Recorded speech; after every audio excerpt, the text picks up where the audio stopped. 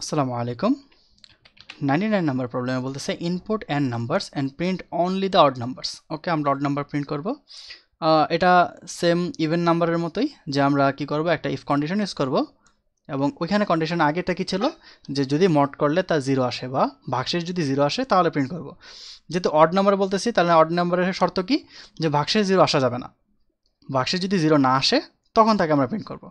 তাহলে আমরা একটা লুপ চালাবো, একটা অ্যারে নিলাম, ধরে নিলাম অ্যারে 2 3 4 5 6, ধরে নিলাম আরও আছে 7। তাহলে এই অ্যারের মধ্যে কী করবে, ইটারেট করবে, যাবে 2 সাথে 2 মড করবে, 0 আসে তার মানে কন্ডিশন ম্যাচ করে না, তাহলে 2 ক্যান্সেল, এটা বাদ। 3 কাছে চেক করবে, না 0 আসে না, তার মানে 3কে নেবে। 4 এর সাথে মড করবে, 0 আসে, ক্যান্সেল। 5 এর সাথে মড করবে, 1 পাবে মানে নন জিরো, তার মানে এটাকে পিক করবে। সিমিলারভাবে 6কে প্রিন্ট করবে না, 7কে প্রিন্ট করবে। তাহলে এটাকে আমরা কোডের মাধ্যমে কীভাবে লিখবো, আমরা ধরে নিলাম যে আমরা যে ইন্টিজারটা নিচ্ছি n, এটা আমরা ইউজার থেকে নিব, যে এটা আমাদের অ্যারের সাইজটা কী হবে। তারপর আমরা অ্যারেটাকে ডিক্লেয়ার করব।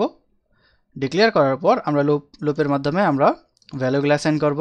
তারপর আমরা আরেকটা লুপের মাধ্যমে আমরা কন্ডিশন চেক করে আমাদের যেই আনসারটা দরকার, প্রিন্টগুলো করা দরকার, ওইটা আমরা প্রিন্ট করব। তাহলে আমাদের কন্ডিশন হচ্ছে কি, এটা অড নাম্বারের কন্ডিশন সেট করা আছে, যে যদি মড 0 না হয় তবেই প্রিন্ট করবে, তার মানে অডগুলোকে জাস্ট প্রিন্ট করবে। যদি আমরা একটু রান করি, তাহলে ধরে নিলাম আমাদের 6টা ভ্যালু আছে, ভ্যালু দিলাম 2 3 4 5 6 এবং 7। এখান থেকে আমাদের জাস্ট অডগুলোকে প্রিন্ট করবে। Thank you very much. আসসালামু আলাইকুম।